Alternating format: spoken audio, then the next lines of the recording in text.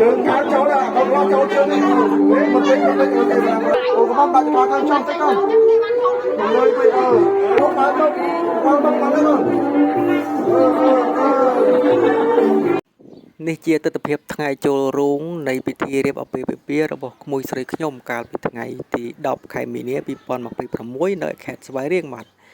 ក្នុងវីដេអូនេះគឺខ្ញុំថតតែពិធីមួយចំនួនទេបាទអញ្ចឹងសូមអញ្ជើញបងប្អូនរីករាយទស្សនាដូចតទៅបាទ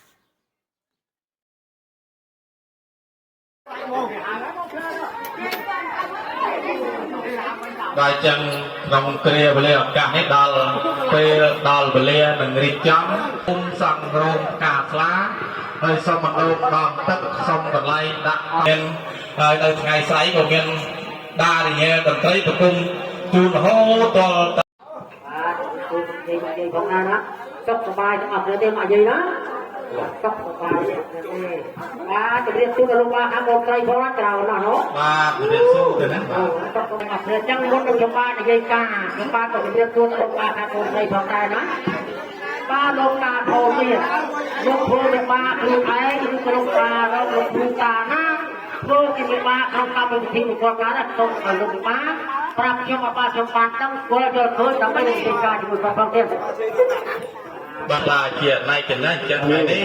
បាទកិត្តិយសណាស់ទៅណាបានណាបងអូនណាទៅជាបងអូនបង្កើតបងស្រីក៏បានរកសម្បត្តិធ្វើជាមេបាបង្គោលស្នឹងតំណាងតាមជុះដល់ពមេតាបៃតាខាងកូនស្រីទៀតណាបាទចឹងបើសូមលោកដល់ផ្លូវចៅមហាមានតម្រង់ជើងការយ៉ាងណាសូមមានប្រសាសន៍ជាបន្តបន្ទាប់ដូចតទៅសូមគោរពសូមជួយគ្រូទៀតបាទអរគុណលោកពុទ្ធទេវតាលោកថារតានៅទីនេះក្តីអ្នកតាតូចកថាធំម្ចាស់ទឹកម្ចាស់ដីនាគង្ហីព្រះធរណីស្រេចក្រុងពលីដែលលោកជាអ្នកថែរតាព្រមទាំងទេវតាឆ្នាំថ្មី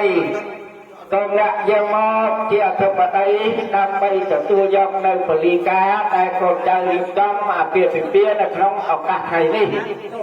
សូមលោកប្រទានពរប្រទានជ័យដល់ក្រុមគ្រួសារមេត្តាបិតាព្រមទាំងចៅប្រុសចៅស្រី